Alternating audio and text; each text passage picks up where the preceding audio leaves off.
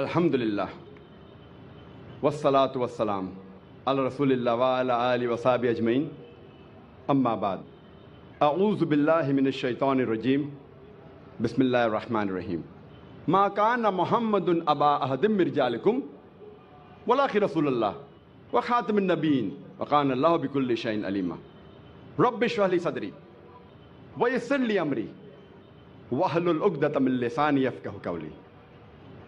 শ্রদ্ধেয় গুরুজনেরা এবং আমার প্রিয় ভাই ও বোনেরা, আপনাদের সবাইকে স্বাগত জানাই ইসলামিক সম্ভাষণে। আসসালামু আলাইকুম ওয়া রাহমাতুল্লাহি ওয়া বারাকাতুহু। আল্লাহ সুবহানাহু ওয়া তাআলার দয়া, শান্তি ও রহমত আপনাদের সকলের উপরে বর্ষিত হোক।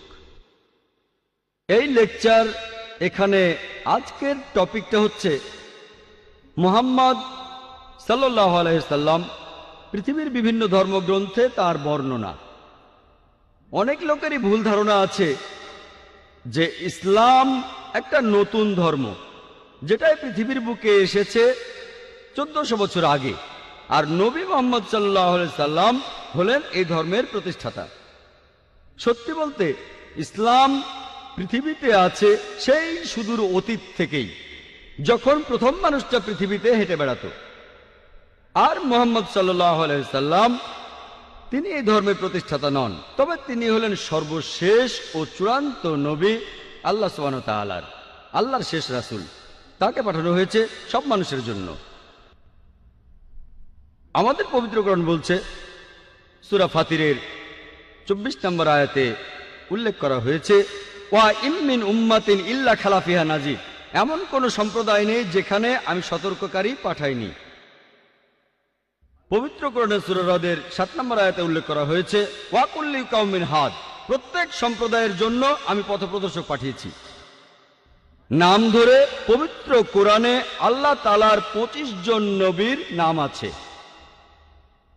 যেমন ধরেন আদম, নূহ, ইব্রাহিম, মুসা, যিশু, মুহাম্মদ, তারা সকলেই শান্তিতে থাকুন। পবিত্র কোরআনে আল্লাহ সুবহানাহু ওয়া তাআলার 25 জন নবীর নাম উল্লেখ করা আছে। তবে আল্লাহ তাআলা কোরআনে আরো বলেছেন, সূরা নিসার 164 নম্বর আয়াতে উল্লেখ করা হয়েছে। এছাড়াও সূরা গাফিরের 78 নম্বর আয়াতে উল্লেখ করা হয়েছে, আমি আগে তোমাকে বলেছি কিছু নবীদের কথা, কিছু রাসূলদের কথা, বাকিদের কথা বলিনি। তার মানে পবিত্র কোরআনে সব নবী রাসূলের নাম উল্লেখ করা নেই।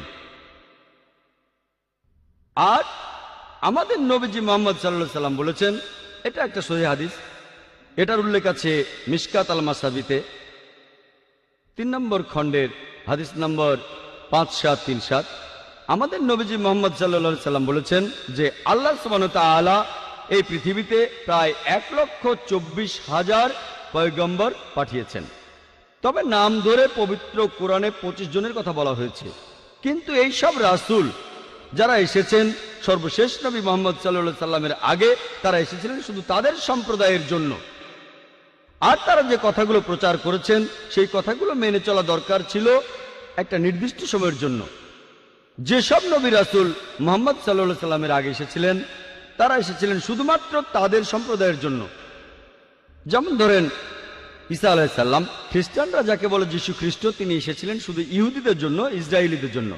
আল্লাহ পবিত্র কোরআনে বলেছেন, সূরা ইমরানের 49 নম্বর আয়াতে উল্লেখ করা হয়েছে যে ঈসা নবী বা যীশু খ্রিস্ট তিনি ছিলেন বনী ইসরায়েলের জন্য একজন নবী, ইসরায়েলের সন্তানদের জন্য। এছাড়াও একই ধরনের কথা আছে সূরা সাফে 6 নম্বর আয়াতে উল্লেখ করা হয়েছে যে যীশু খ্রিস্ট নিজের মুখে বলেছেন ইসরায়েলবাসীদের উদ্দেশ্যে, আমাকে এখানে আল্লাহর রাসূল হিসেবে পাঠানো হয়েছে। আর একই ধরনের কথা এমনকি পবিত্র বাইবেলেও আছে। বাইবেলে উল্লেখ করা আছে, গসপেল অফ ম্যাথিউ 10 নম্বর অধ্যায়ের 5 ও 6 অনুচ্ছেদে যীশু খ্রিস্ট তার নিজের মুখে বলেছেন, তিনি তার শিষ্যদের বলছেন যে তোমরা কেউ জেন্টাইলদের পথ অনুসরণ করো না। এই জেন্টাইল কারা? যারা ইহুদি না, হিন্দুরা, মুসলিমরা। তোমরা কেউ জেন্টাইলদের পথ অনুসরণ করো না, আর তোমরা কেউ সামারিটিন শহরে প্রবেশ করবে না, তার বদলে তোমরা ইসরায়েলের শহরে প্রবেশ করবে।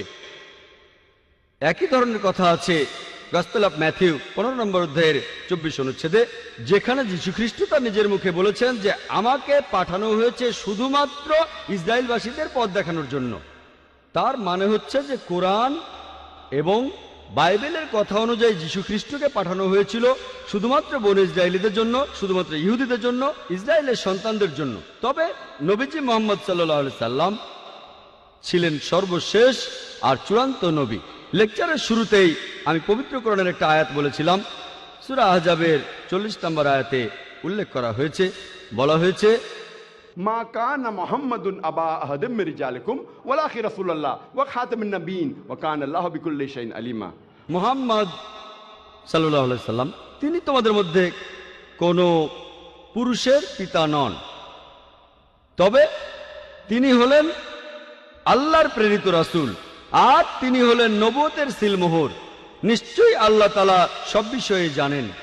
যেহেতু মুহাম্মদ সাল্লাল্লাহু আলাইহি সাল্লাম ছিলেন আল্লাহর সর্বশেষ ও চূড়ান্ত রাসূল, সেজন্য তাকে শুধুমাত্র মুসলিমদের জন্য পাঠানো হয়নি বা আরবদের জন্য।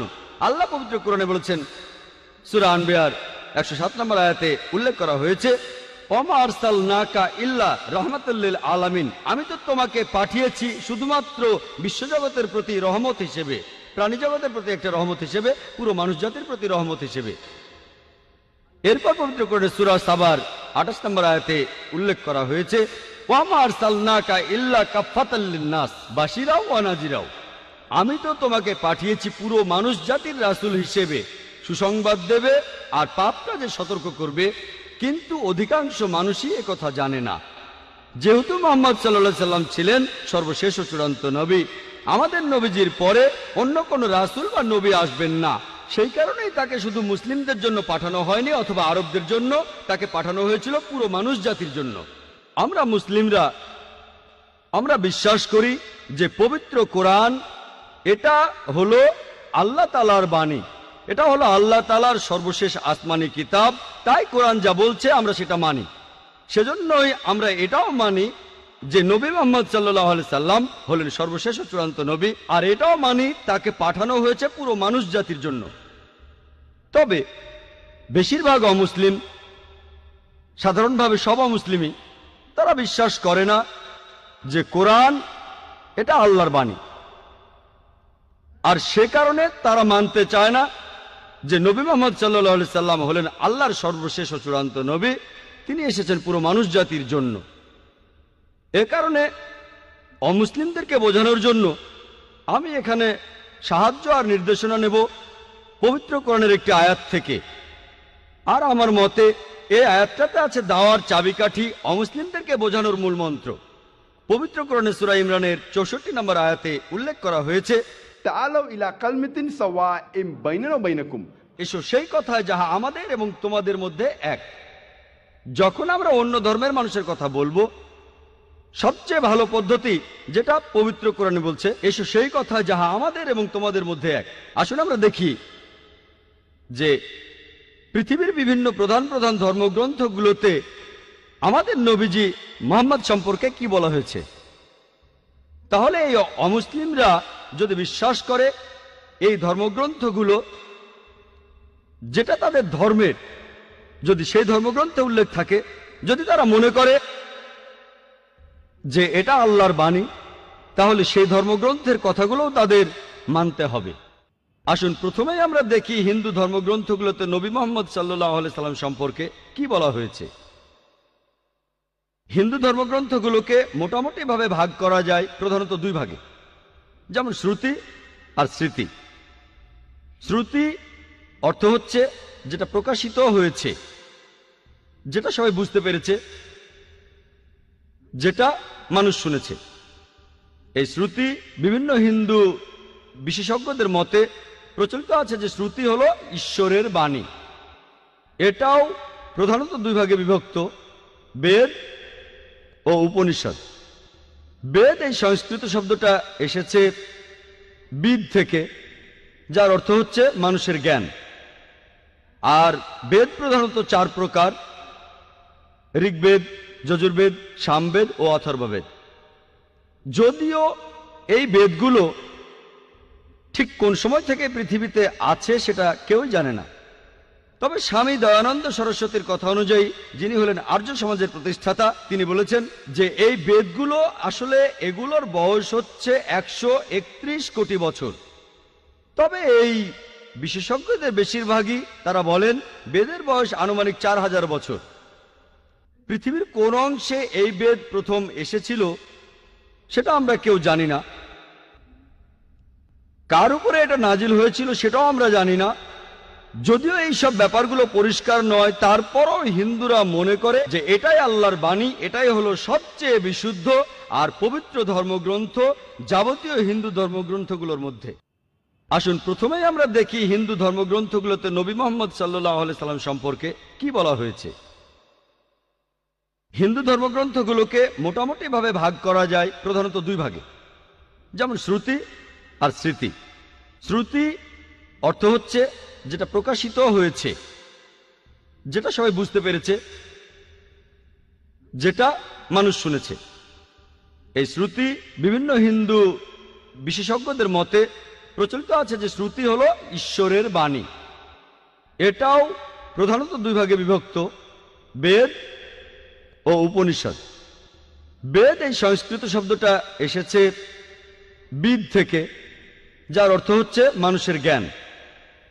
আর বেদ প্রধানত 4 প্রকার: ঋগ্বেদ, যজুর্বেদ, সামবেদ ও অথর্ববেদ।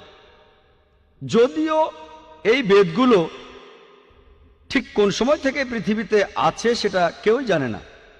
তবে স্বামী দয়ানন্দ সরস্বতীর কথা অনুযায়ী, যিনি হলেন আর্য সমাজের প্রতিষ্ঠাতা, তিনি বলেছেন যে এই বেদগুলো আসলে এগুলোর বয়স হচ্ছে 131 কোটি বছর। তবে এই বিশেষজ্ঞদের বেশিরভাগই তারা বলেন বেদের বয়স আনুমানিক 4000 বছর।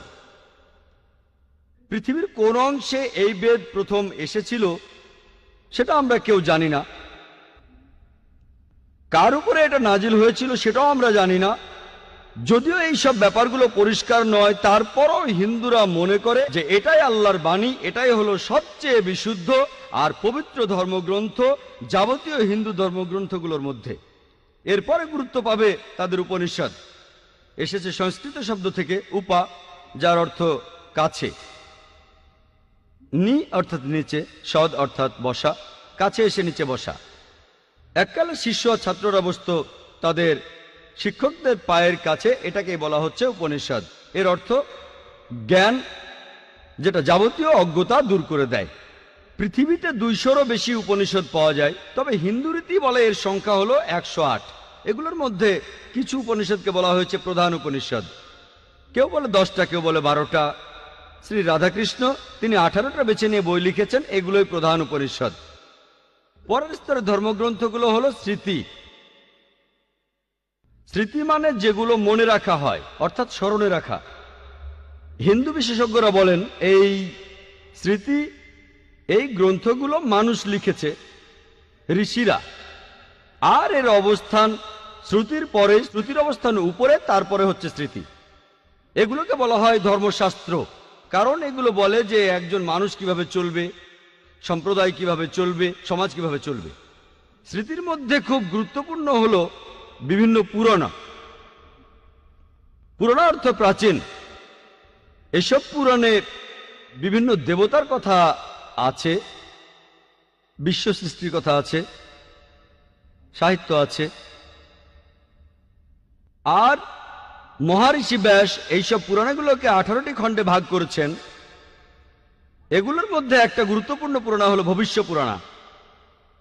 ভবিষ্য মানে ভবিষ্যৎ। এই পুরাণ ভবিষ্যৎ নিয়ে কথা বলছে।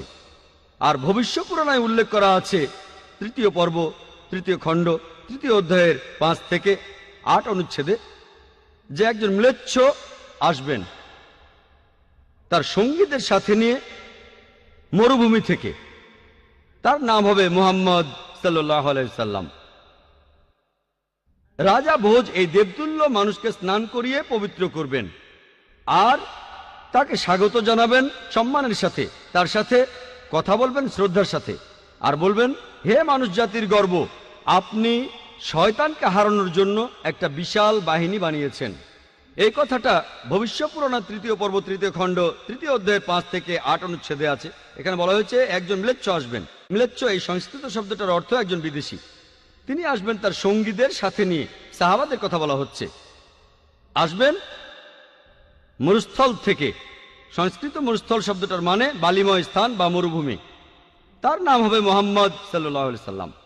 রাজা ভোজ এই বিদেশির সাথে কথা বলবেন শ্রদ্ধার সাথে, আর বলবেন, হে মানুষ জাতির গর্ব। আপনারা জানেন যে মুহাম্মদ সাল্লাল্লাহু আলাইহি সাল্লাম তিনি মানুষ জাতির গর্ব। আল্লাহ পবিত্র কোরআনে বলেছেন, সূরা কালামের 4 নম্বর আয়াতে উল্লেখ করা হয়েছে, নিশ্চয়ই তুমি সবচেয়ে মহান চরিত্রে অধিষ্ঠিত। পবিত্র কোরআনে সূরা আহজাবের 21 নম্বর আয়াতে উল্লেখ করা হয়েছে, নিশ্চয়ই আল্লাহর রাসূল মুহাম্মদ সাল্লাল্লাহু আলাইহি সাল্লাম, তার মধ্যে তোমাদের জন্য উত্তম আদর্শ রয়েছে। পুরাণে আরো বলছে যে সেই লোক তার বাহিনী নিয়ে শয়তানের বিরুদ্ধে যুদ্ধ করবে। আমরা জানি আমাদের প্রিয় নবীজি এই কাজটা করেছিলেন। এই ভবিষ্যৎবাণী একেবারে স্পষ্ট করেই বলছে মুহাম্মদ সাল্লাল্লাহু আলাইহি সাল্লামের কথা। কিছু মানুষ বলতে পারে, এখানে যে ভোজ রাজার কথা বলা আছে তিনি ছিলেন 11 শতাব্দীতে, মুহাম্মদ সাল্লাল্লাহু আলাইহি ওয়াসাল্লামের জন্মেরও 500 বছর পরে।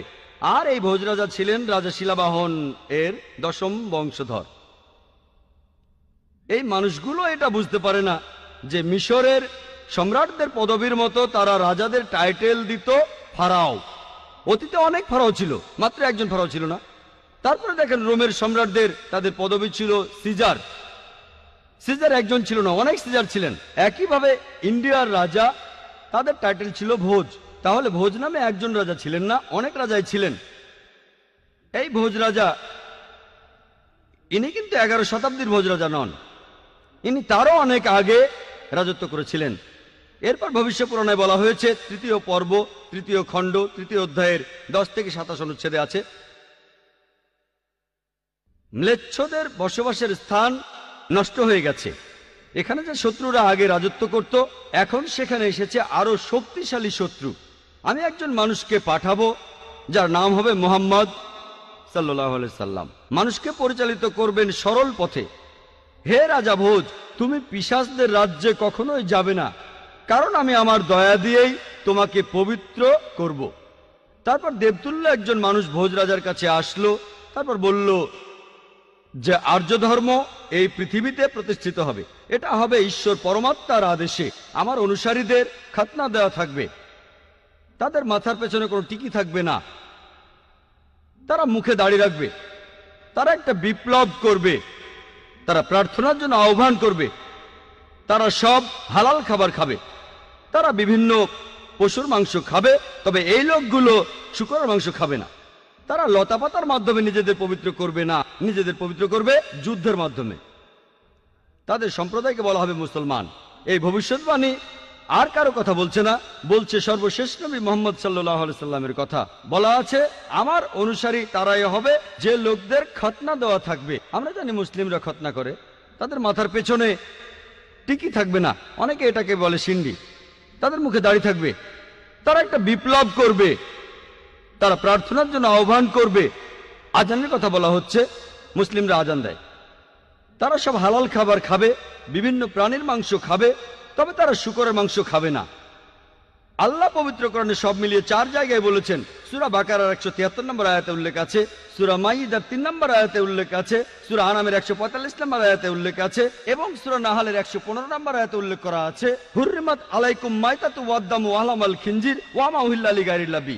তোমাদের জন্য হারাম করা হয়েছে মৃত জন্তু, রক্ত, শূকরের মাংস খাওয়া, এবং যে পশু জবাইকালে আল্লাহ ব্যতীত অন্য কারো নাম নেওয়া হয়েছে। যেহেতু পবিত্র কোরআনে বেশ কয়েকবার এই কথা বলা হয়েছে যে শূকরের মাংস খাওয়া হারাম, মুসলিমরা আমরা শূকর খাই না। ভবিষ্যৎবাণীটা আরো বলছে যে তারা লতাপাতার মাধ্যমে পবিত্র হবে না, তারা পবিত্র হবে যুদ্ধের মাধ্যমে, আর তাদেরকে ডাকা হবে মুসলমান বলে। এই ভবিষ্যৎবাণীটা পরিষ্কারভাবে বলছে সর্বশেষ এবং চূড়ান্ত নবী মুহাম্মদ সাল্লাল্লাহু আলাইহি সাল্লাম সম্পর্কে। এরপরে ভবিষ্য পুরাণে আরো উল্লেখ করা আছে, 3য় পর্ব 1ম খণ্ড 3য় অধ্যায়ের 21 থেকে 23 অনুচ্ছেদে বলা হয়েছে যে 7টা পবিত্র শহর কাশীতে, সেগুলো ভরে গেছে দুর্নীতিতে আর রাক্ষসে। সেই সময়ে ম্লেচ্ছদের দেশে ম্লেচ্ছ ধর্মের অনুসারী যারা আছে তারা ভালো মানুষ, তাদের মধ্যে সব ভালো গুণই আছে। আর এই দেশে দেখো সব ধরনের পাপই বিদ্যমান আছে। হে ঋষি, তোমার প্রভুর নামকে সমুন্নত রেখো। এখানে আসলে বলা হচ্ছে মুহাম্মদ সাল্লাল্লাহু আলাইহি সাল্লামের কথা, তার অনুসারীদের কথা। মুহাম্মদ সাল্লাল্লাহু আলাইহি সাল্লামের কথা বেদেও ভবিষ্যৎবাণী করা হয়েছে। অথর্ব বেদে বলা হয়েছে 20 নম্বর গ্রন্থে 127 নম্বর অনুচ্ছেদের 1 থেকে 14 নম্বর মন্ত্র, এটাকে বলা হয় কুন্টাক সুক্তাস। কুন্টাক অর্থ পেটের ভিতর লুকানো গ্রন্থি। তার মানে এই মন্ত্রগুলোর যে অর্থ সেটা লুকানো আছে, আপনারা পরে এগুলো সম্পর্কে জানতে পারবেন। কুন্টাকের আরো একটা অর্থ দুর্দশা থেকে মুক্ত, আরেকটা অর্থ শান্তি, আর ইসলামেরও একই অর্থ। এর আরেকটা অর্থ হলো পৃথিবীর কেন্দ্র। আমরা জানি যে মক্কা শহরটা পৃথিবীর কেন্দ্র। আল্লাহ পবিত্র কোরআনে বলেছেন, সূরা ইমরানের 96 নম্বর আয়াতে উল্লেখ করা হয়েছে, মানুষ জাতির জন্য প্রথম ঘর বানানো হয়েছিল বাক্কায়। এটা মক্কার আরেকটা নাম। আমি এখানে 14টা মন্ত্রের সবগুলো বলার সময় পাবো না, এখন আপনাদের সামনে সংক্ষেপে 4টা মন্ত্র বলবো। অথর্ববেদ 20 নম্বর গ্রন্থে 127 নম্বর অনুচ্ছেদের 1 নম্বর মন্ত্র বলছে, তিনি হলেন নরসাংসা, তিনি হলেন কাওরামা, যাকে রক্ষা করা হয়েছে 60,090 জন শত্রুর কবল থেকে। 2 নম্বর মন্ত্র বলছে, তিনি একজন উটে চড়া ঋষি। 3 নম্বর মন্ত্র বলছে, তিনি হলেন মামা ঋষি। 4 নম্বর মন্ত্র বলছে, তিনি হলেন বৈষ্ণবী রেব। 1 নম্বর মন্ত্র বলছে, তিনি হলেন নরসাংসা। নর সংস্কৃত শব্দটার অর্থ একজন মানুষ, একজন ব্যক্তি। সাংসা মানে প্রশংসা, প্রশংসনীয়, যে মানুষটা প্রশংসনীয়। আর আরবি শব্দ মোহাম্মদের অর্থ ঠিক সেটাই, প্রশংসনীয়। এটাই ছিল সর্বশেষ ও চূড়ান্ত নবী রাসূলুল্লাহ সাল্লাল্লাহু আলাইহি ওয়াসাল্লামের নাম। এরপরে বলা হয়েছে তিনি হলেন কাওরামা। কাওরামা শব্দটার আরেকটা অর্থ হলো শান্তির রাজপুত্র। আর আমাদের নবীজি সাল্লাল্লাহু আলাইহি সাল্লাম শান্তির রাজপুত্রই ছিলেন। এর আরেকটা অর্থ হলো অভিবাসী। আমরা জানি নবীজি সাল্লাল্লাহু আলাইহি সাল্লাম মক্কা থেকে মদিনায় হিজরত করেছিলেন, তিনি অভিবাসী ছিলেন। এরপরে বলা হয়েছে তাকে রক্ষা করা হয়েছে 60,090 জন শত্রুর কবল থেকে। আমরা জানি সে সময় মক্কায় যেসব লোক নবীজি সাল্লাল্লাহু আলাইহি সাল্লামের বিরুদ্ধে ছিলেন তাদের সংখ্যা ছিল প্রায় 60,000। 2 নম্বর মন্ত্র বলছে, তিনি হবেন একজন উটে চড়া ঋষি। কোন ইন্ডিয়ান ঋষি অথবা ব্রাহ্মণ কখনোই উটের পিঠে চড়বেন না, কারণ উটে চড়া ব্রাহ্মণদের জন্য নিষিদ্ধ। মনুস্মৃতিতে উল্লেখ করা হয়েছে 11 নম্বর অধ্যায়ের 202 নম্বর অনুচ্ছেদে যে একজন ব্রাহ্মণ কোন উট বা গাধার পিঠে চড়তে পারবেন না। সেজন্য ইনি হবেন এমন কেউ যিনি বিদেশী। 3 নম্বর মন্ত্র বলছে, তিনি মামা ঋষি বা মহাঋষি। মামা কেউ বলে থাকে মোহাম্মদ, কেউ বলে মহান ঋষি। 4 নম্বর মন্ত্র বলছে, তিনি হলেন রেব। রেব অর্থ যে প্রশংসা করে। আমাদের নবীজি সাল্লাল্লাহু আলাইহি সাল্লামের আরেকটা নাম হলো আহম্মদ, যে প্রশংসা করে, এটার আরবি হলো আহম্মদ। এটা ছিল আমাদের নবীজি সাল্লাল্লাহু আলাইহি সাল্লামের আরেকটা নাম। অথর্ববেদে মুহাম্মদ সাল্লাল্লাহু আলাইহি সাল্লাম সম্পর্কে আরো ভবিষ্যৎবাণী আছে। 20 নম্বর গ্রন্থে 21 নম্বর অনুচ্ছেদের 6 নম্বর মন্ত্র বলা হয়েছে, এখানে আহজাবের যুদ্ধের কথা বলা হয়েছে। আহজাবের যুদ্ধ এখানে বলা হয়েছে যে এই ঋষিকে রক্ষা করা হবে 10,000 শত্রুর কবল থেকে, আর তিনি এই যুদ্ধে বিজয়ী হবেন লড়াই না করেই। তিনি একজন কারু। এখন সংস্কৃত শব্দ কারু অর্থাৎ যে ব্যক্তি প্রশংসা করে, আরবি করলে যেটা হবে আহম্মদ, যেটা আমাদের নবীজির আরেকটা নাম। বলা হয়েছে তিনি লড়াই না করেই এই যুদ্ধে জিতবেন, অর্থাৎ আহজাবের যুদ্ধের কথা, যেখানে লড়াই না করেই মুসলিমরা জিতেছিল। আমরা জানি যে সেই যুদ্ধে শত্রুপক্ষের লোকজন ছিল প্রায় 10,000। এরপর আরো আছে অথর্ববেদে 20 নম্বর গ্রন্থ 21 নম্বর অনুচ্ছেদের 7 নম্বর মন্ত্র যে মহান ঈশ্বর ক্ষমতাচ্যুত করবেন 20 জন রাজাকে, আর তিনি রক্ষা করবেন আবান্দুকে 60,090 জন শত্রুর কবল থেকে। সংস্কৃত শব্দ আবান্দু অর্থ হলো এতিম। এই আবান্দু শব্দটার আরেকটা অর্থ হচ্ছে প্রশংসনীয়। আমাদের নবীজি সাল্লাল্লাহু আলাইহি সাল্লামের নাম মুহাম্মদ, এটার অর্থ হচ্ছে প্রশংসনীয়। তাহলে আবান্দু শব্দটার আরবি করলে হবে মুহাম্মদ সাল্লাল্লাহু আলাইহি সাল্লাম। বলা হয়েছে ঈশ্বর ক্ষমতাচ্যুত করবেন 20 জন রাজাকে। আর আমরা জানি যে তখনকার দিনে আনুমানিকভাবে মক্কাতে 20টা আলাদা গোত্র ছিল। মুহাম্মদ সাল্লাল্লাহু আলাইহি সাল্লাম সবাইকে জিতে নিয়েছিলেন। আর সে সময় যারা নবীজি সাল্লাল্লাহু আলাইহি সাল্লামের সাথে বিরোধিতা করেছিল তাদের সংখ্যা ছিল প্রায় 60,000। এই একই ভবিষ্যৎবাণীটা ঋগ্বেদেও করা হয়েছে 1 নম্বর গ্রন্থ 53 নম্বর অনুচ্ছেদের 9 নম্বর মন্ত্রে। তবে এখানে তাকে বলা হয়েছে যে সুশ্রামা। সুশ্রামা শব্দটার অর্থ যে ব্যক্তি প্রশংসনীয়, যেটা আমাদের নবীজির নামের অর্থ। নবীজির কথা ভবিষ্যৎবাণী করছে অগ্নি 64 নম্বর মন্ত্র। এখানে বলা হয়েছে যে এই ঋষি তিনি তার মায়ের দুধ পান করবেন না, তিনি মায়ের বুকের দুধ পান করবেন না। আমরা জানি যে নবীজি সাল্লাল্লাহু আলাইহি সাল্লাম তিনি মায়ের দুধ পান করেননি।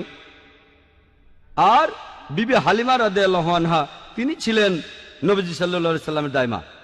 এছাড়াও নবীজি সাল্লাল্লাহু আলাইহি সাল্লামকে বলা হয়েছে আহমদ, যিনি প্রশংসা করেন। অনেক জায়গায় আছে, উত্তর চিকে আছে মন্ত্র নম্বর 1500। এরপর ইন্দ্র 2 নম্বর অধ্যায়ের 152 নম্বর মন্ত্রে, যজুর্বেদের 31 নম্বর অধ্যায়ের 18 নম্বর অনুচ্ছেদে, ঋগ্বেদে 8 নম্বর গ্রন্থ 6 নম্বর অনুচ্ছেদের 10 নম্বর মন্ত্রে, অথর্ববেদে 8 নম্বর গ্রন্থ 5 নম্বর অনুচ্ছেদের 16 নম্বর মন্ত্রে, অথর্ববেদে 20 নম্বর গ্রন্থ 126 নম্বর অনুচ্ছেদের 14 নম্বর মন্ত্রে আছে নবীজি মুহাম্মদ সাল্লাল্লাহু আলাইহি সাল্লামকে আহমেদ বলে ডাকার পাশাপাশি অনেক জায়গায় তাকে আরেকটা নামে ডাকা হয়েছে, সেটা নরসংসা। আমি একথা আগেও বলেছি, নরসংসা শব্দটার প্রথম অংশ নর, যার অর্থ একজন মানুষ বা ব্যক্তি, আর সংসা এটার মূল শব্দ হলো প্রশংসা, যার অর্থ হচ্ছে যে মানুষটা প্রশংসনীয়। তাহলে নবীজি মুহাম্মদ সাল্লাল্লাহু আলাইহি সাল্লামকে নরসংসা অর্থাৎ মোহাম্মদ বলে হিন্দু বিভিন্ন ধর্মগ্রন্থের অনেক জায়গায় উল্লেখ করা হয়েছে। ঋগ্বেদে 1 নম্বর গ্রন্থ 13 নম্বর অনুচ্ছেদের 3 নম্বর মন্ত্রে, ঋগ্বেদের 1 নম্বর গ্রন্থ 18 নম্বর অনুচ্ছেদের 9 নম্বর মন্ত্রে, ঋগ্বেদের 1 নম্বর গ্রন্থ 106 নম্বর অনুচ্ছেদের 4 নম্বর মন্ত্রে, ঋগ্বেদে 1 নম্বর গ্রন্থ 142 নম্বর অনুচ্ছেদের 3 নম্বর মন্ত্রে, ঋগ্বেদে 2 নম্বর গ্রন্থ 3 নম্বর অনুচ্ছেদের 2 নম্বর মন্ত্রে, ঋগ্বেদে 5 নম্বর গ্রন্থ 5 নম্বর অনুচ্ছেদের 2 নম্বর মন্ত্রে, ঋগ্বেদে 7 নম্বর গ্রন্থ 2য় অনুচ্ছেদের 2য় মন্ত্রে, ঋগ্বেদে 10 নম্বর গ্রন্থ 64 নম্বর অনুচ্ছেদের 3 নম্বর মন্ত্রে, ঋগ্বেদে 10 নম্বর গ্রন্থ 182 নম্বর অনুচ্ছেদের 2 নম্বর মন্ত্রে, যজুর্বেদে 20 নম্বর অধ্যায়ের 37 অনুচ্ছেদে, যজুর্বেদে 20 নম্বর অধ্যায়ের 57 অনুচ্ছেদে, যজুর্বেদের 21 অধ্যায়ের 31 অনুচ্ছেদে, যজুর্বেদের 21 অধ্যায়ের 55 অনুচ্ছেদে, যজুর্বেদের 28 অধ্যায়ের 2 অনুচ্ছেদে, যজুর্বেদের 28 অধ্যায়ের 19 অনুচ্ছেদে, যজুর্বেদে 28 অধ্যায়ের 42 নম্বর অনুচ্ছেদে।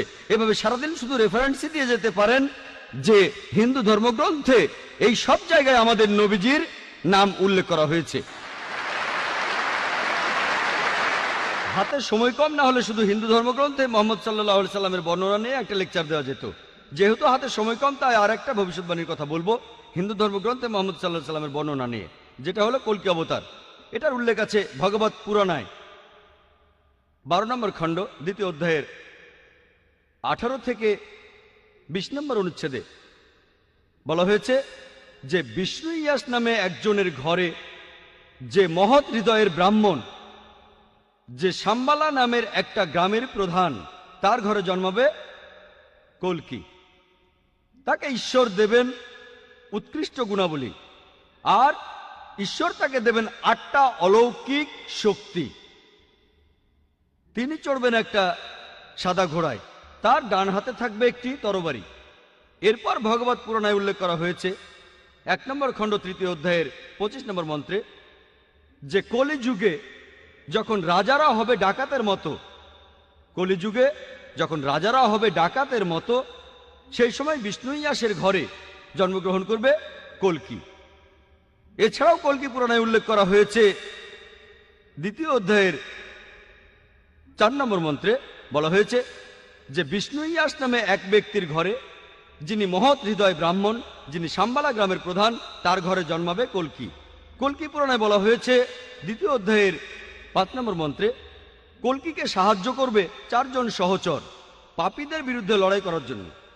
কল্কি পুরাণায় বলা হয়েছে 2য় অধ্যায়ের 7 নম্বর মন্ত্রে কল্কি অবতারকে যুদ্ধক্ষেত্রে দেবদূত বা ফেরেশতারা সাহায্য করবে। কল্কি পুরাণায় 2য় অধ্যায়ের 11 নম্বর মন্ত্রে বলা হয়েছে যে বিষ্ণু ইয়াস নামে এক ব্যক্তির ঘরে জন্ম নেবে সুমতির গর্ভে, কল্কি পুরাণের 2য় অধ্যায়ের 15 নম্বর মন্ত্রে উল্লেখ করা হয়েছে যে তিনি মাধব মাসের দ্বাদশ দিনে জন্মগ্রহণ করবেন। এক কথায় হিন্দু ধর্মগ্রন্থের এই কথাগুলি কল্কি অবতার সম্পর্কে বলছে। আমি এবারে এই কথাগুলি আবারও সাজিয়ে আর সংক্ষেপে বলছি। 1 নম্বর পয়েন্ট, তার বাবার নাম হবে বিষ্ণু ইয়াস। বিষ্ণু মানে ঈশ্বর, ইয়াস এর মানে ভৃত্য, অর্থাৎ ঈশ্বরের ভৃত্য। যদি এটার আরবি করেন সেটা হবে আব্দুল্লাহ, অর্থাৎ আমাদের নবীজি সাল্লাল্লাহু আলাইহি সাল্লামের বাবা। তার মায়ের নাম হবে সুমতি। সুমতি সংস্কৃত শব্দটার অর্থ প্রশান্ত, প্রশান্তি, শান্তি। এটার আরবি করলে হবে আমিনা, অর্থাৎ আমাদের নবীজি সাল্লাল্লাহু আলাইহি সাল্লামের মা। বলা হয়েছে তিনি জন্মগ্রহণ করবেন সাম্বালা নামে একটি গ্রামে। সাম্বালা মানে একটি প্রশান্ত এবং শান্তির জায়গা। আমরা জানি মক্কাকে বলা হয় দারুল আমান, অর্থাৎ শান্তির ঘর। নবীজি সাল্লাল্লাহু আলাইহি সাল্লাম জন্মেছিলেন মক্কায়। এরপরে বলা হয়েছে যে তিনি সাম্বালা গ্রামের প্রধানের ঘরে জন্মগ্রহণ করবেন। আমরা জানি যে নবীজি মুহাম্মদ সাল্লাল্লাহু আলাইহি সাল্লাম মক্কার প্রধান ব্যক্তির ঘরে জন্মেছিলেন। এরপরে বলা হয়েছে তিনি মাধব মাসের দ্বাদশ দিনে জন্মাবেন। আমরা জানি যে মুহাম্মদ সাল্লাল্লাহু আলাইহি সাল্লাম রবিউল আউয়াল মাসের 12 তারিখে জন্মেছিলেন। আরও বলা হয়েছে যে তিনি হবেন শেষ ঋষি, শেষ নবী, অন্তিম ঋষি। আমরা জানি পবিত্র কোরআনে সূরা আহজাবের 40 নম্বর আয়াতে উল্লেখ করা হয়েছে, মা কানা মুহাম্মাদুন আবা আহাদিম মিন রিজালিকুম ওয়ালাকিন রাসূলুল্লাহ ওয়া খাতামুন নবিয়্যিন ওয়া কানা আল্লাহু বিকুল্লি শাইইন আলিমা। মুহাম্মদ সাল্লাল্লাহু আলাইহি সাল্লাম তোমাদের মধ্যে কোনো পুরুষের পিতা নয়, তবে তিনি আল্লাহর প্রেরিত রাসূল এবং তিনি নবুয়তের সিলমোহর। নিশ্চয়ই আল্লাহ সব বিষয় সম্পর্কে জানেন। তাহলে কোরআন বলছে যে নবীজি সাল্লাল্লাহু আলাইহি সাল্লাম হলেন সর্বশেষ রাসূল। এরপরে বলা হয়েছে যে এই ঋষি, এই কল্কি অবতার, তিনি তার জ্ঞান পাবেন, আলোকপ্রাপ্ত হবেন প্রথমবার সেটা রাতের বেলায় একটা গুহার ভেতরে। তারপরে তিনি উত্তর দিকে রওনা দিয়ে ফিরে আসবেন। আমরা জানি মুহাম্মদ সাল্লাল্লাহু আলাইহি সাল্লাম প্রথম ওহী তিনি পেয়েছিলেন রাতের বেলায় হেরা গুহায় জবলে নূরে। আর পবিত্র কোরআনের সূরা দুখানে 2 ও 3 নম্বর আয়াতে উল্লেখ করা হয়েছে। এছাড়াও সূরা কদরের 1 নম্বর আয়াতে উল্লেখ করা হয়েছে, ইন্না আনজালনাহু ফি লাইলাতিল কদর, নিশ্চয়ই আমি অবতীর্ণ করেছি কোরআন এই মহামান্বিত রাতে। আমরা জানি মুহাম্মদ সাল্লাল্লাহু আলাইহি সাল্লাম মদিনায় হিজরত করেছিলেন, যেটা ছিল মক্কা শহরের উত্তর দিকে। তারপর আবার মক্কায় ফিরে আসেন। হয়েছে যে ঈশ্বর তাকে দেবেন অতি উৎকৃষ্ট গুণাবলী। বলা হয়েছে যে তিনি 8টা অলৌকিক শক্তি পাবেন। এই 8টা অলৌকিক শক্তি হচ্ছে হিন্দু ধর্মগ্রন্থ অনুযায়ী জ্ঞান, আত্মসংযম, জ্ঞান বিতরণ, অভিজাত বংশ পরিচয়, সাহসিকতা, কম কথা বলা, মহানুভবতা এবং পরোপকারিতা। এই 8টা গুণের সবগুলোই আলহামদুলিল্লাহ সর্বশেষ ও চূড়ান্ত নবী মুহাম্মদ সাল্লাল্লাহু আলাইহি সাল্লামের ভেতরে দেখা যায়। তারপর বলা হয়েছে তিনি হবেন পৃথিবীর সব মানুষের পথপ্রদর্শক। আর পবিত্র কোরআনের সূরা সাবার 28 নম্বর আয়াতে উল্লেখ করা হয়েছে, ওমা আরসালনাকা ইল্লা কাফাতাল লিন্নাস বাশীরা ওয়া নাযীরা, আমি তো তোমাকে পাঠিয়েছি পুরো মানুষ জাতির দূত হিসেবে, সুসংবাদদাতা ও সতর্ককারী রূপে পাঠিয়েছি। তবে অধিকাংশ মানুষই কথাটা জানে না। এরপরে বলা হয়েছে যে কল্কি অবতার চড়বেন একটি সাদা ঘোড়ায়। আমরা জানি যে নবীজি মুহাম্মদ সাল্লাল্লাহু আলাইহি সাল্লাম বুরাকে চড়েছিলেন যখন মেরাজে গিয়েছিলেন। এরপরে আরো বলা হয়েছে যে তার হাতে থাকবে একটি তরবারি। আর আমরা জানি মুহাম্মদ সাল্লাল্লাহু আলাইহি সাল্লাম যুদ্ধে অংশ নিয়েছিলেন, আর বেশিরভাগই ছিল আত্মরক্ষার জন্য সরাসরি অংশ নিয়েছিলেন, তখন তার ডান হাতে তরবারি থাকতো। এরপর এখানে বলা হয়েছে যে তিনি অজ্ঞ লোকদের পরিচালিত করবেন সরল পথে। আমরা জানি যে মুহাম্মদ সাল্লাল্লাহু আলাইহি সাল্লাম আরবদের পথ দেখিয়েছিলেন। আরবের সেই সময়টাকে বলা হতো আয়ামে জাহেলিয়া, অর্থাৎ অজ্ঞতার যুগ। আর মুহাম্মদ সাল্লাল্লাহু আলাইহি সাল্লাম আল্লাহ তাআলার সাহায্য নিয়ে, কোরআনের সাহায্যে আরবদের নিয়ে এসেছিলেন অন্ধকার থেকে আলোতে। এরপর আরো বলা হচ্ছে তাকে সাহায্য করবে 4 জন সহচর। বলা হচ্ছে 4 জন সাহাবীর কথা, খোলাফায়ে রাশেদিন, হযরত আবু বকর, হযরত ওমর, হযরত ওসমান, হযরত আলী, আল্লাহ সবাইকে শান্তিতে রাখুন। তারপর বলা হয়েছে যে যুদ্ধক্ষেত্রে তাকে দেবদূত বা ফেরেশতারা সাহায্য করবে। আমরা জানি যে পবিত্র কোরআনের সূরা ইমরানের 123 থেকে 125 নম্বর আয়াতে উল্লেখ করা হয়েছে। এছাড়াও সূরা আনফালের 8 থেকে 9 নম্বর আয়াতে উল্লেখ করা হয়েছে যে ফেরেশতারা নবীজিকে সাহায্য করেছিল, সেটা ছিল বদরের যুদ্ধে। আর তাদের জন্য মুসলিমরা সে যুদ্ধে জিতেছিল। এখানে আমি সংক্ষেপে বললাম কল্কি অবতার সম্পর্কে, যেটা হিন্দু ধর্মগ্রন্থে বলা হয়েছে। হিন্দু ধর্মগ্রন্থে মোহাম্মদ সাল্লাল্লাহু আলাইহি সাল্লাম সম্পর্কে বিস্তারিত জানতে চাইলে আপনারা আমার ভিডিও ক্যাসেট দেখেন এই টপিকের উপরে, যেখানে হিন্দু ধর্মগ্রন্থে নবীজির ব্যাপারে বিস্তারিত বলেছি। আসুন এবারে দেখি পার্সি ধর্মগ্রন্থে নবীজি সাল্লাল্লাহু আলাইহি সাল্লামকে নিয়ে কি ভবিষ্যৎবাণী করা হয়েছে। জরাথুস্ত্র তিনি হলেন এই ধর্মের প্রতিষ্ঠাতা। এটাকে আরো বলা হয় পার্সিজম। এটার উৎপত্তি হয়েছে পার্সিয়াতে এখন থেকে 2500 বছর আগে। এই পার্সিজম ধর্মটাকে আরো বলা হয় ম্যাগিয়ানিজম, অথবা যে ধর্মের অনুসারীরা অগ্নি পূজা করে। পার্সিদের যে পবিত্র ধর্মগ্রন্থ সেগুলো দশাতির এবং আভেস্তা। আভেস্তাকে আবার জেন্দ আভেস্তাও বলা হয়। দশাতির দুই ভাগে বিভক্ত, খুর্দা দশাতির ও করণ দশাতির। আভেস্তারও আবার দুই ভাগ, খুর্দা আভেস্তা ও করণ আভেস্তা। অনেকে এগুলোকে বলে জেন বা মহাজেন। আপনারা যদি এই পার্সি ধর্মগ্রন্থ পড়েন, অনেক জায়গাতে দেখবেন নবীজি মুহাম্মদ সাল্লাল্লাহু আলাইহি সাল্লামের কথা সেখানে বলা হয়েছে। আভেস্তায় উল্লেখ করা হয়েছে আছে ফারভারদিনিয়াস্তে 28 নম্বর অধ্যায়ের 129 নম্বর অনুচ্ছেদে বলা হয়েছে তার নাম হবে জয়যুক্ত, তার নাম হবে আস্তাবেত আরেতা, তার আরো একটা নাম হবে সোসিম। বলা হয়েছে যে তাকে এখানে ডাকা হবে নামটা সোসিয়েন, তার নাম হবে আস্তাবেত আরেতা। আমরা জানি নবীজি সাল্লাল্লাহু আলাইহি সাল্লাম যুদ্ধ জিতেছিলেন, অনেক যুদ্ধ জিতেছিলেন। আর এখানে সোসিয়েন থাকবে। ইতিহাসের বিশ্বকোষের কথা অনুযায়ী শব্দটার অর্থ যে মানুষটা প্রশংসা করেছে। এটার আরবি হলে সেটাই হবে মুহাম্মদ সাল্লাল্লাহু আলাইহি সাল্লাম। তাহলে পার্সি বিভিন্ন ধর্মগ্রন্থেও মুহাম্মদ সাল্লাল্লাহু আলাইহি সাল্লামের নাম উল্লেখ করা হয়েছে। এরপর বলা হয়েছে তিনি হবেন আস্তাবেত আরিতা। আস্তাবেত আরিতা অর্থাৎ যে ব্যক্তি প্রশংসা করে। এটা হলো নবীজি সাল্লাল্লাহু আলাইহি সাল্লামের আরেকটা নাম আহমদ। আহমদ শব্দটার অর্থ যে প্রশংসা করে। এরপর আরো আছে জেন্দাবেস্তার জামিয়াদি আসতে 16 নম্বর অধ্যায়ের 95 অনুচ্ছেদে যে তার বন্ধুরা চলে আসবে, অর্থাৎ আস্তাবেত আরিতার বন্ধুরা। তারা সেখানে শয়তানের বিরুদ্ধে যুদ্ধ করবে, তারা চিন্তা ভাবনা করবে, ভালো কথা বলবে, ভালো কাজ করবে, আর তাদের জিহ্বা কোনো মিথ্যা উচ্চারণ করবে না। এখানে নবীজির সাহাবীগণের কথা বলা হচ্ছে। এখানে তাকে বলা হয়েছে আস্তাবেত আরেতা, যার অর্থ যে প্রশংসা করে, মানে আহমদ সাল্লাল্লাহু আলাইহি সাল্লাম, যেটা নবীজির আরেকটা নাম। এখানে সাহাবীগণের কথা বলা হচ্ছে, অর্থাৎ নবীজির সহচরেরা। তারা ভালো মানুষ হবে, চিন্তা করে কাজ করবে, ভালো কথা বলবে, তারা সবাই ভালো কাজ করবে, তাদের জিহ্বা কোনো মিথ্যা উচ্চারণ করে না, অর্থাৎ তারা মিথ্যা কথা বলে না। আর আমরা জানি যে সাহাবীগণ মাশাআল্লাহ সত্যি কথাই বলতেন। এরপর দশাতিরেও নবীজি মুহাম্মদ সাল্লাল্লাহু আলাইহি ওয়াসাল্লাম সম্পর্কে ভবিষ্যৎবাণী করা হয়েছে। এটা হলো পার্সিদের আরেকটা ধর্মগ্রন্থ। দশাতির মানে 10 আর তীর, অর্থাৎ যে বইটার 10টা অংশ আছে। এটা দস্তুর শব্দটার বহুবচন, আর দস্তুর মানে একটা ধর্মীয় আইন। তাহলে এই বইটাতে 10টা অংশ আছে আর ধর্মীয় আইন। দশাতিরে উল্লেখ করা হয়েছে যে পার্সিরা যখন তাদের ধর্ম ত্যাগ করবে, জেরস্ট্রিয়ানরা যখন তাদের ধর্ম ত্যাগ করবে, যখন তারা নিঃসঙ্গ হয়ে যাবে, তখন মরুভূমি থেকে একজন লোক আসবে, তার অনুসারীরা পার্সিদের বশে আনবে, আর তারা পার্সিদের রাজ্য জয় করে নেবে। তারা মানুষ জাতির জন্য একটা অনুগ্রহ হবে। তারা তাদের মন্দিরের ভেতর আগুনের পূজা করবে না, তারা প্রার্থনা করবে ইব্রাহিমের ঈশ্বরের ঘরের দিকে মুখ করে। তারা কোনো মূর্তি পূজা করবে না। তারা হবে প্রভু এবং শাসক পার্সিয়ার। এছাড়াও তারা পার্সিয়ার অন্যান্য ধর্মীয় স্থানেও রাজত্ব করবে। আর তাদের নবী তিনি খুব যুক্তিবাদী হবেন আর অলৌকিক কাজ করবেন। এই ভবিষ্যৎবাণী আর কারো কথা বলছে না, বলছে আমাদের নবীজি মুহাম্মদ সাল্লাল্লাহু আলাইহি সাল্লামের কথা।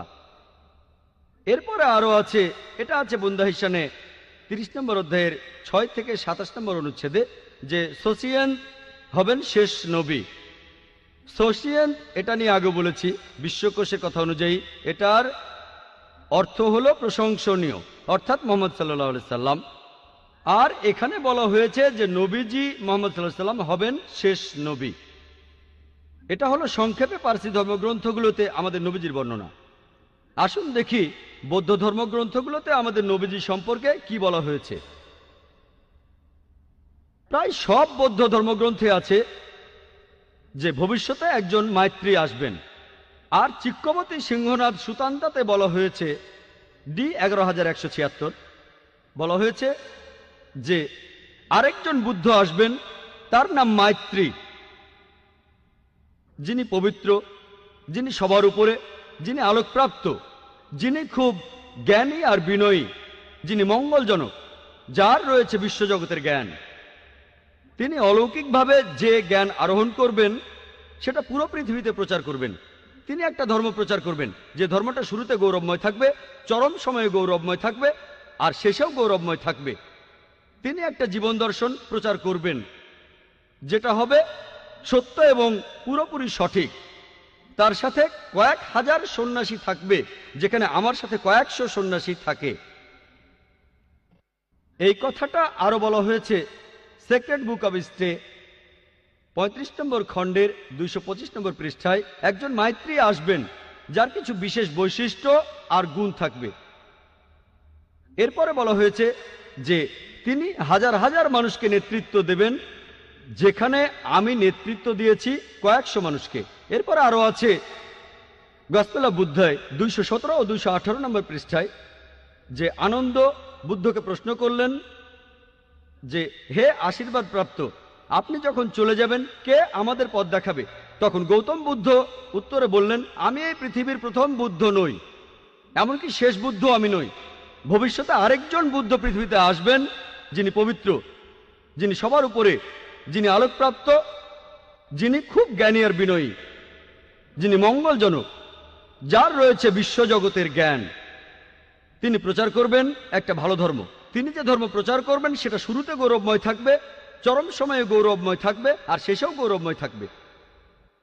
তিনি যে ধর্ম প্রচার করবেন তার ভিত্তি হবে সত্য, আর সেটাই হবে সঠিক জীবন দর্শন।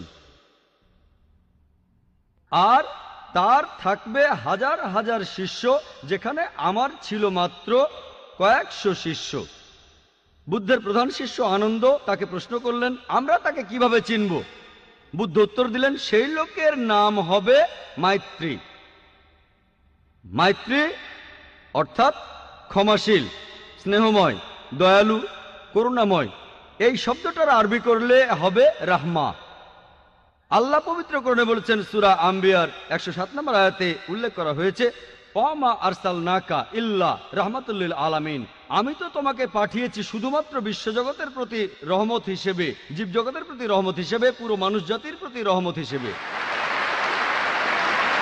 এই রাহমা শব্দটা আর এর সমার্থক শব্দ ক্ষমা, এটা কোরআনে আছে সব মিলিয়ে 409 বার। আর কোরআনের প্রত্যেক সূরা, শুধুমাত্র 9 নম্বর সূরা তাওবা বাদে প্রত্যেক সূরার শুরুতেই আছে বিসমিল্লাহির রহমানির রহিম, দয়াময় পরম দয়ালু আল্লাহর নামে শুরু করছি। তাহলে বৌদ্ধ ধর্মগ্রন্থগুলোতে মাইত্রী নামে একজনের ভবিষ্যৎবাণী করা হয়েছে, যিনি আসলে আমাদের নবীজি সাল্লাল্লাহু আলাইহি সাল্লাম। বৌদ্ধ ধর্মগ্রন্থে নবীজি সম্পর্কে ভবিষ্যৎবাণী আরো অনেক আছে। Sacred book of the stay 11 নম্বর খণ্ডের 36 নম্বর পৃষ্ঠায়, মহাপরিনির্বাণ সুত্তা 2 নম্বর অধ্যায়ের 32 নম্বর অনুচ্ছেদে বলা হয়েছে যে গৌতম বুদ্ধের ক্ষেত্রে তার কোনো প্রকাশ্য অথবা গুপ্ত শিক্ষা ছিল না।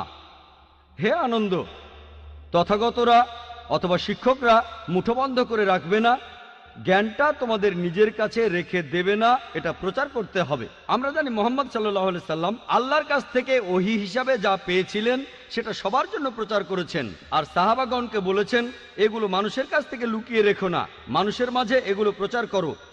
এই ভবিষ্যৎবাণীতে এটাই বলা হয়েছে, এখানে প্রকাশ্য বা গুপ্ত কিছুই নেই, সবকিছুই মানুষের মাঝে প্রচার করতে হবে। বৌদ্ধ ধর্মগ্রন্থে এরপরে আরো আছে sacred book of the stay 11 নম্বর খণ্ডের 97 নম্বর পৃষ্ঠায়, মহাপরিনির্বাণ সুত্তা 5 নম্বর অধ্যায়ের 36 পৃষ্ঠায় বলা হয়েছে যে গৌতম বুদ্ধের যেমন এক পরিচারক ছিল, অর্থাৎ প্রধান শিষ্য আনন্দ, একইভাবে মাইত্রীরও এক পরিচারক থাকবে। ইতিহাস থেকে আমরা জানি, নবীজি সাল্লাল্লাহু আলাইহি সাল্লামের সিরাত থেকে, যে আমাদের নবীজির পরিচারক ছিলেন হযরত আনাস রাদিয়াল্লাহু আনহু। তিনি ছিলেন মালিকের পুত্র, আল্লাহ তাকে শান্তিতে রাখুন। আর হযরত আনাস রাদিয়াল্লাহু আনহু বলেছেন, আমার বাবা মা 8 বছর বয়সে আমাকে নবীজির হাতে তুলে দেন। তার মা নবীজিকে বলেছিলেন, হে আল্লাহর রাসূল, একে আপনার পরিচারক হিসেবে গ্রহণ করুন। আর হযরত আনাস রাদিয়াল্লাহু আনহু বলেছেন যে নবীজি সাল্লাল্লাহু আলাইহি সাল্লাম তাকে দেখতেন নিজের ছেলের মতোই। আর আমরা জানি হযরত আনাস রাদিয়াল্লাহু আনহু সবসময় নবীজির সঙ্গে থাকতেন, শান্তির সময় থাকতেন, যুদ্ধের সময়ও থাকতেন, নিরাপত্তার সময় থাকতেন, বিপদের সময়ও থাকতেন। এভাবে আনন্দের সাথে তার তুলনা করা যায়। যখন গৌতম বুদ্ধের দিকে একটা পাগলা হাতি তেড়ে আসলো, আনন্দ তখন বুদ্ধের সামনে গিয়ে দাঁড়িয়েছিলেন। আমরা জানি একইভাবে হযরত আনাস রাদিয়াল্লাহু আনহু উহুদের যুদ্ধের সময়, তার বয়স 11 বছর, সেই যুদ্ধে যখন শত্রুরা নবীজিকে ঘিরে ফেললো, হযরত আনাস রাদিয়াল্লাহু আনহু নবীজির পাশে ছিলেন। এরপর হুনাইনের যুদ্ধে তার বয়স যখন 16 বছর, শত্রুপক্ষের তীরন্দাজরা নবীজিকে ঘিরে ফেললো, তখনও হযরত আনাস রাদিয়াল্লাহু আনহু নবীজির পাশে ছিলেন। এভাবে আনন্দের সাথে তাকে তুলনা করা যায়। বুদ্ধের দিকে পাগলা হাতি তেড়ে এলে আনন্দ দাঁড়িয়েছিলেন বুদ্ধের সামনে গিয়ে। তাহলে এই ভবিষ্যৎবাণীটাও সত্য হয়েছে যে মাইত্রীর এক পরিচারক থাকবে। এরপর আরো আছে গসপেল অফ বুদ্ধাতে 214 নম্বর পৃষ্ঠায় যে এই যে মাইত্রী আসবেন, অন্য যে বুদ্ধ আসবেন, তার 6টা গুণ থাকবে। প্রথমটা হচ্ছে তিনি আলোকপ্রাপ্ত হবেন রাতের বেলায়। 2 নম্বর, আলোকপ্রাপ্ত হওয়ার পরে তিনি উজ্জ্বল হবেন। 3 নম্বর, তিনি স্বাভাবিকভাবে মারা যাবেন। 4 নম্বর, তিনি রাতের বেলায় মারা যাবেন। 5 নম্বর, মারা যাওয়ার সময় তিনি উজ্জ্বল হবেন। আর 6 নম্বর হচ্ছে তিনি মারা যাওয়ার পরে তাকে এই পৃথিবীতে আর কখনো সশরীরে দেখা যাবে না।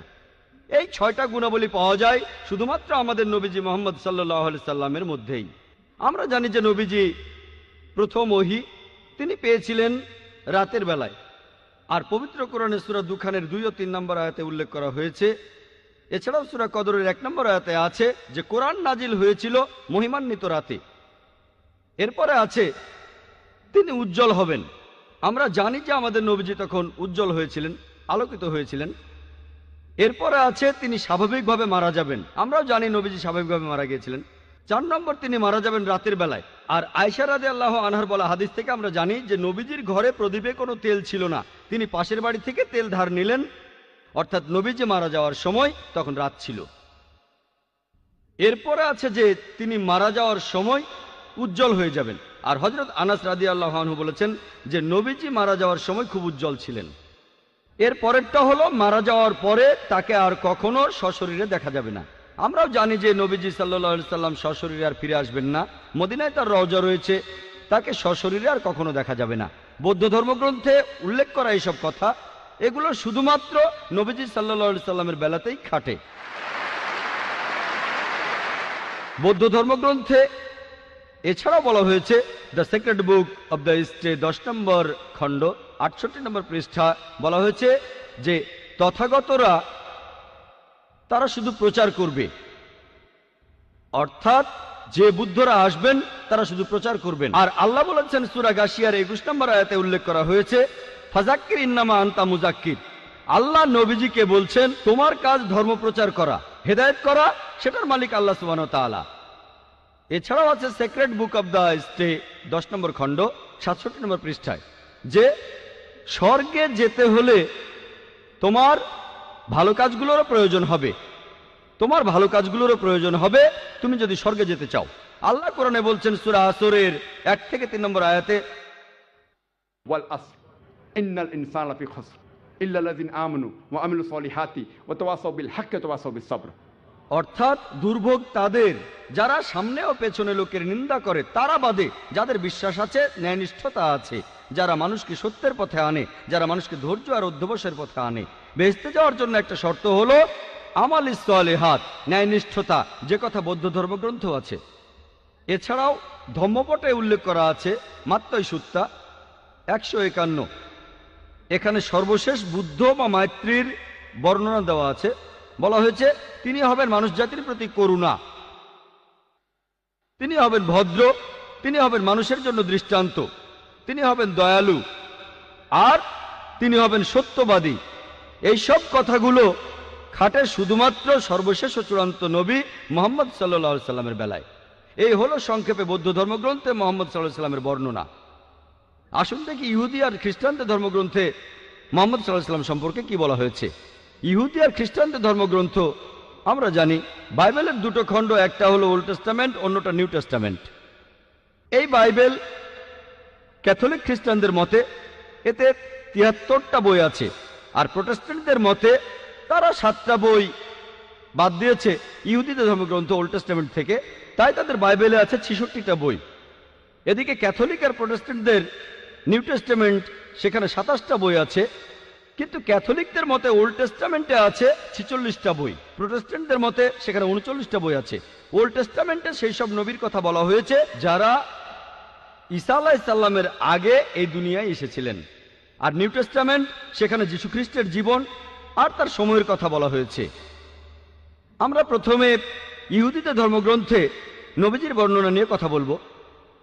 ওল্ড টেস্টামেন্টে উল্লেখ করা হয়েছে বুক অব ডিউটেরোনমি 18 নম্বর অধ্যায়ের 18 নম্বর অনুচ্ছেদে বলা হয়েছে, মহান ঈশ্বর বলেছেন, আমি একজন নবীকে পাঠাবো তোমার ভাইদের মধ্য থেকে যে তোমার মতো হবে, আমি তাকে ধর্ম প্রচার করতে বলবো, সে আমারই আদেশে সব কথা বলবে। এখানে বলা হয়েছে আমি একজন নবী পাঠাবো তোমার ভাইদের মধ্য থেকে যে তোমার মতো হবে, মুসা আলাইহিস সালামের মতো হবে।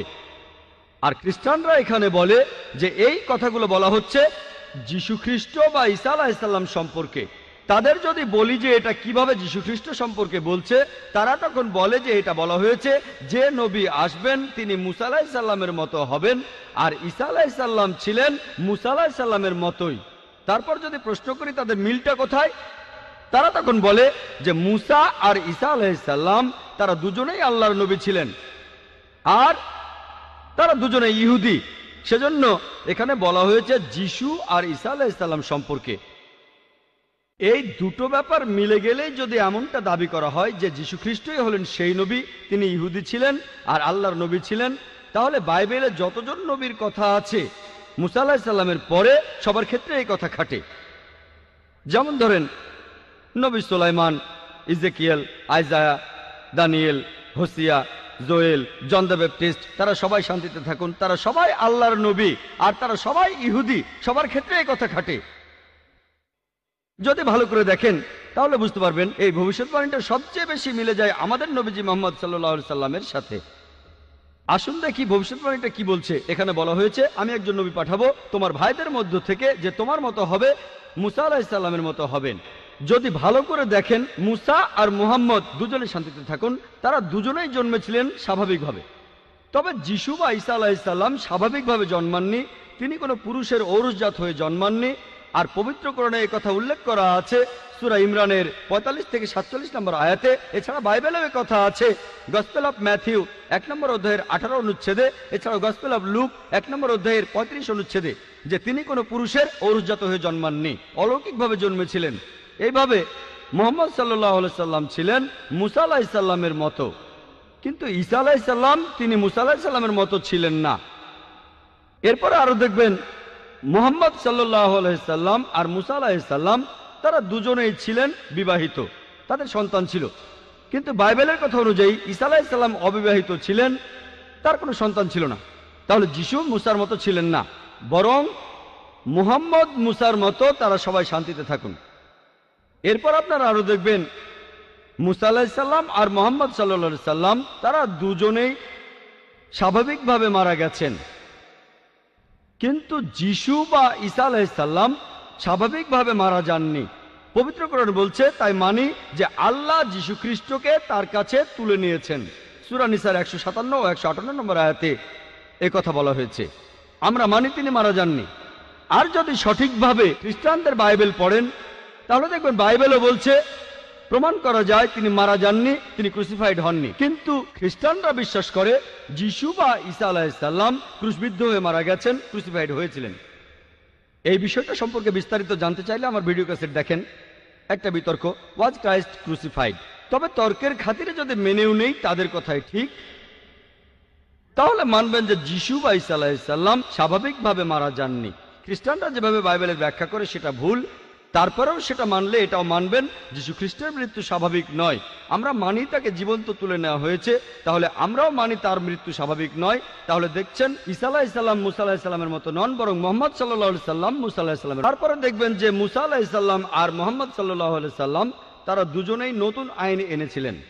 তবে বাইবেলের কথা অনুযায়ী যিশু বা ঈসা আলাইহিস সালাম নতুন কোনো আইন আনেননি। বাইবেলের গসপেল অফ ম্যাথিউ 5 নম্বর অধ্যায়ের 17 থেকে 18 অনুচ্ছেদে যিশু বা ঈসা আলাইহিস সালাম বলছেন, ভেবো না যে আমি নবীদের আইন ধ্বংস করতে এসেছি, আমি ধ্বংস করতে আসিনি, পূর্ণ করতে এসেছি। এরপর আরো দেখবেন মুসা আলাইহিস সালাম আর মুহাম্মদ সাল্লাল্লাহু আলাইহি সাল্লাম আল্লাহর নবীর পাশাপাশি তারা পৃথিবীতে রাজা হিসেবে ছিলেন, অর্থাৎ কেউ অপরাধ করলে তারা মৃত্যুদণ্ড দেওয়ার ক্ষমতা রাখতেন, তারা অপরাধী ব্যক্তিদের মৃত্যুদণ্ড দেওয়ার ক্ষমতা রাখতেন। তবে যিশু বা ঈসা আলাইহিস সালাম তার এই ক্ষমতা ছিল না। গসপেল অফ জনের কথা আছে 18 অধ্যায়ের 36 অনুচ্ছেদে যিশু তার নিজের মুখে বলেছেন, আমার রাজত্ব এই পৃথিবীতে নয়। এরপর দেখবেন যে মুসা আর মুহাম্মদ সাল্লাল্লাহু আলাইহি সাল্লাম তাদের দুজনকেই তাদের লোকজনেরা আল্লাহর নবী হিসেবে মেনে নিয়েছিল, বেশিরভাগই। তবে যীশু খ্রিস্টের ব্যাপারটা দেখেন, সে সময় বেশিরভাগ লোক তাকে আল্লাহর নবী বলে মেনে নেয়নি। গসপেল অফ জনের 1 নম্বর অধ্যায়ের 11 অনুচ্ছেদে বলা আছে সবাই তাকে ত্যাগ করেছিল। তাহলে ভালো করে দেখলে আপনারাও বুঝবেন যে মুহাম্মদ সাল্লাল্লাহু আলাইহি সাল্লাম হলেন মুসা আলাইহিস সালামের মতো, কিন্তু ঈসা আলাইহিস সালাম মুসা আলাইহিস সালামের মতো নন। তাহলে এই ভবিষ্যৎবাণীটা বলছে আসলে নবীজি সাল্লাল্লাহু আলাইহি সাল্লাম সম্পর্কে। এখানে আরো বলা হয়েছে, আমি একজন নবী পাঠাবো তোমার ভাইদের মধ্য থেকে। আর আমরা জানি যে আরবরা হচ্ছে ইহুদিদের জ্ঞাতি ভাই। মুসা নবী ইহুদি ছিলেন, মুহাম্মদ সাল্লাল্লাহু আলাইহি সাল্লাম ছিলেন আরব। তারা দুজনে শান্তিতে থাকুন। তাহলে আরব আর ইহুদিরা জ্ঞাতি ভাই। এরপর এখানে আরো বলা হয়েছে, আমি একজন নবী পাঠাবো তোমার ভাইদের মধ্য থেকে, যে হবে তোমার মতো, আর সে আমার কথা মতো ধর্ম প্রচার করবে, সে আমার আদেশ পালন করবে। আমরা জানি যে মুহাম্মদ সাল্লাল্লাহু আলাইহি সাল্লাম আল্লাহ তাআলার কাছ থেকে ওহী পেয়েছিলেন, আর যা শুনেছিলেন সেটাই তিনি প্রচার করেছিলেন, যেন তার মুখ দিয়ে আল্লাহর কথাই বের হচ্ছে, আর আল্লাহর আদেশে তিনি এসব করেছিলেন। তাই এই ভবিষ্যৎবাণীতে আসলে সর্বশেষ নবী মুহাম্মদ সাল্লাল্লাহু আলাইহি সাল্লাম সম্পর্কে বলা হয়েছে। এরপরের অনুচ্ছেদ বলছে, বুক অব ডিউটেরোনমি 18 নম্বর অধ্যায়ের 19 অনুচ্ছেদ বলা হয়েছে যে তোমরা যদি আমার কথা না মানো তাহলে আমি তোমাদের উপরে প্রতিশোধ নেব। তার মানে যারা এই নবীর কথা মানবে না, যে নবী আসবেন অর্থাৎ মুহাম্মদ সাল্লাল্লাহু আলাইহি সাল্লাম, আল্লাহ তাদের উপর প্রতিশোধ নেবেন। এরপরে উল্লেখ আছে বুক অব আইজায়া 29 নম্বর অধ্যায়ের 12 নম্বর অনুচ্ছেদে বলা হয়েছে যে আসমানি কিতাব দেয়া হবে তাকে যে শিক্ষিত নয়। কিতাব দেয়া হবে সেই নবীকে যে শিক্ষিত নয়। তাকে যখন বলা হবে এটা পড়ো, আমি প্রার্থনা করছি, সে তখন বলবে আমি পড়তে জানি না। আর আমরা জানি নবীজি সাল্লাল্লাহু আলাইহি সাল্লামের কাছে যখন প্রথম ওহী আসলো, ফেরেশতা জিবরাইল আলাইহিস সালাম তাকে বললেন ইকরা, পড়ো। আমাদের নবীজি মুহাম্মদ সাল্লাল্লাহু আলাইহি সাল্লাম বললেন মা আনা বিকারি, যার অর্থ আমি পড়তে জানি না। এভাবে বুক অব আইজায়ার 29 নম্বর অধ্যায়ের 12 নম্বর অনুচ্ছেদের ভবিষ্যৎবাণীটা সত্যি হলো যে আসমানি কিতাব যে নবীকে দেয়া হলো সে শিক্ষিত নয়। আমরা জানি যে মুহাম্মদ সাল্লাল্লাহু আলাইহি সাল্লাম নিরক্ষর ছিলেন, তিনি ছিলেন উম্মি। আর যখন তাকে বলা হবে পড়ো, তিনি তখন বলবেন আমি পড়তে জানি না। নবীজি সেটাই বলেছিলেন মা আনা বিকারি। এছাড়া ওল্ড টেস্টামেন্টে নবীজি সাল্লাল্লাহু আলাইহি সাল্লামের কথা নাম ধরেও উল্লেখ করা হয়েছে। এটা বলা হয়েছে সং অফ সলোমনে 5 নম্বর অধ্যায়ের 16 অনুচ্ছেদে বলা হয়েছে হিব্রুতে হিক্কম আমিত্তাকিম উইকুল্লু মুহাম্মাদিম জেহদুদি ওয়া জেহরাই বাইনা জেরুজালেম, যার অর্থ তার কথা খুব মিষ্টি, সে খুব প্রিয় পাত্র, সে আমার প্রিয়জন, সে আমার বন্ধু, শোনো জেরুজালেমের কন্যারা। মুহাম্মাদিম শব্দটার অনুবাদ করা হয়েছে যে খুব প্রিয় পাত্র। তবে সেমেটিক ভাষায় দেখবেন আরবি বা হিব্রুতে ইম দিয়ে সম্মান বোঝানো হয়, যেমন ধরেন এলো, আল্লাহ এলোহিম, সম্মান দেখানো। তাই মুহাম্মদকে সম্মান দেখাতে বলা হচ্ছে মুহাম্মাদিম, সম্মান দেখাতে এভাবে বলা হয়েছে। তাহলে ওল্ড টেস্টামেন্টে নবীজির নাম ধরেই উল্লেখ করা হয়েছে, কিন্তু এখন যদি পড়েন এটার অনুবাদ করা হয়েছে খুব প্রিয় পাত্র। আসুন এবারে দেখি নিউ টেস্টামেন্টে মুহাম্মদ সাল্লাল্লাহু আলাইহি সাল্লাম সম্পর্কে কি বলা হয়েছে। এখন আমি যদি খ্রিস্টানদের কথা বলি ওল্ড টেস্টামেন্টে যেসব কথা বলা হয়েছে সেটা তারা মানবে, কারণ এটা তাদের ধর্মগ্রন্থ বাইবেলেরই একটা অংশ। আল্লাহ কোরআনে বলেছেন, সূরা আরাফের 157 নম্বর আয়াতে বলা হয়েছে, তারা অনুসরণ করে নিরক্ষর নবীকে, যার উল্লেখ রয়েছে তাওরাত এবং ইঞ্জিলে। এরপর সূরা সাফের 6 নম্বর আয়াতে উল্লেখ করা হয়েছে, যিশু বা ঈসা আলাইহিস সালাম ইসরায়েলবাসীদের বলছেন, ইসরায়েলের সন্তানদের, আমি আল্লাহর রাসূল হিসেবে তোমাদের কাছে এসেছি। আমার আগে যেসব নবী এসেছেন আমি তাদের সমর্থক, আর সুসংবাদ দিচ্ছি যে একজন নবী আসবেন যার নাম হবে আহমদ। আর নিউ টেস্টামেন্ট পড়লে দেখবেন যে সেখানে নবীজি সাল্লাল্লাহু আলাইহি সাল্লাম সম্পর্কে অনেক ভবিষ্যৎবাণী তখন করা হয়েছিল। এরপর আছে গসপেল অফ জন 14 নম্বর অধ্যায়ের 16 নম্বর অনুচ্ছেদে বলা হয়েছে, যিশু বা ঈসা আলাইহিস সালাম বলছেন, আমি পিতার কাছে প্রার্থনা করব, তিনি সাহায্যকারী পাঠাবেন যে সবসময় তোমাদের সাথেই থাকবে। এরপর গসপেল অফ জন 15 অধ্যায় 26 অনুচ্ছেদে বলছে, যখন সেই সাহায্যকারী আসবে আমার পিতা যাকে পাঠাবেন সে আমার সম্মানটা বাড়িয়ে দেবে। এরপর গসপেল অফ জন 16 নম্বর অধ্যায় 7 অনুচ্ছেদে আছে, আমি তোমাদের সত্যি কথাটাই বলে ফেলি, আমি চলে গেলেই তোমাদের সবার জন্য ভালো হবে, কারণ আমি যদি চলে না যাই তাহলে সেই সাহায্যকারী আসবে না, আর আমি চলে গেলেই সে এখানে আসবে। আর খ্রিস্টানদের বলতে শুনবেন, এই সাহায্যকারী বলতে বোঝায় পবিত্র আত্মাকে। এখন ভালো করে দেখেন, গসপেল অফ জন 16 নম্বর অধ্যায়ের 7 নম্বর অনুচ্ছেদ বলছে, তোমাদের আমি সত্যি কথা বলছি, যিশু তার শিষ্যদের বলছেন, তোমাদের আমি সত্যি কথা বলছি, আমি চলে গেলে তোমাদের জন্যই ভালো হবে, কারণ আমি চলে না গেলে সেই সাহায্যকারী আসবে না, আমি চলে গেলেই সে এখানে আসবে। সাহায্যকারীর পৃথিবীতে আসার শর্ত হলো যে যিশু বা ঈসা আলাইহিস সালাম চলে যাবেন, তিনি চলে গেলেই সাহায্যকারী তারপর এখানে আসবেন। আমরা জানি যে পবিত্র আত্মা তখনও ছিল যিশুকে যখন ব্যাপটাইজ করা হয়, এমনকি যীশু খ্রিস্ট জন্মানোর আগেও পবিত্র আত্মা সেখানে ছিল যখন তিনি মায়ের গর্ভে ছিলেন। অনেক জায়গায় বাইবেল কথা বলা হয়েছে, তাহলে এই সাহায্যকারী আসলে পবিত্র আত্মা হতে পারে না। এরপরে দেখবেন এই সাহায্যকারী শব্দটা যদি গ্রিক বা অ্যারামাইক ভাষা দেখেন, গ্রিক ভাষায় এই শব্দটা হলো প্যারাক্লিট, এটার অনুবাদ করা হয়েছে সাহায্যকারী। প্যারাক্লিট শব্দটার অর্থ আসলে সমর্থন করা। মূল শব্দটা হলো প্যারাক্লিটস, যার অর্থ যে প্রশংসা করে অথবা যে প্রশংসা পাওয়ার যোগ্য। আমরা জানি যে আমাদের নবীজির দুটো নাম আছে, আহমেদ আর মোহাম্মদ সাল্লাল্লাহু আলাইহি সাল্লাম।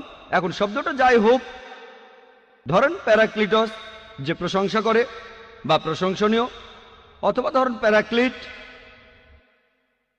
হোক সমর্থক বা সাহায্যকারী। আলহামদুলিল্লাহ, এই কথাগুলো সবচেয়ে বেশি মেলে সর্বশেষ নবী মুহাম্মদ সাল্লাল্লাহু আলাইহি সাল্লামের বেলায়।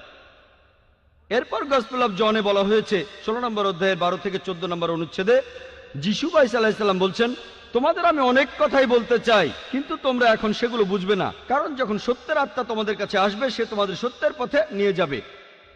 সে তার নিজের কথা বলবে না, যে কথাগুলো শুনবে সেগুলোই বলবে, সে আমাকে মহিমান্বিত করবে, সে তোমাদের ভবিষ্যতের কথা বলবে। এখানে বলা হয়েছে, আমি তোমাদের অনেক কথা বলতে চাই কিন্তু তোমরা এখন সেটা বুঝবে না।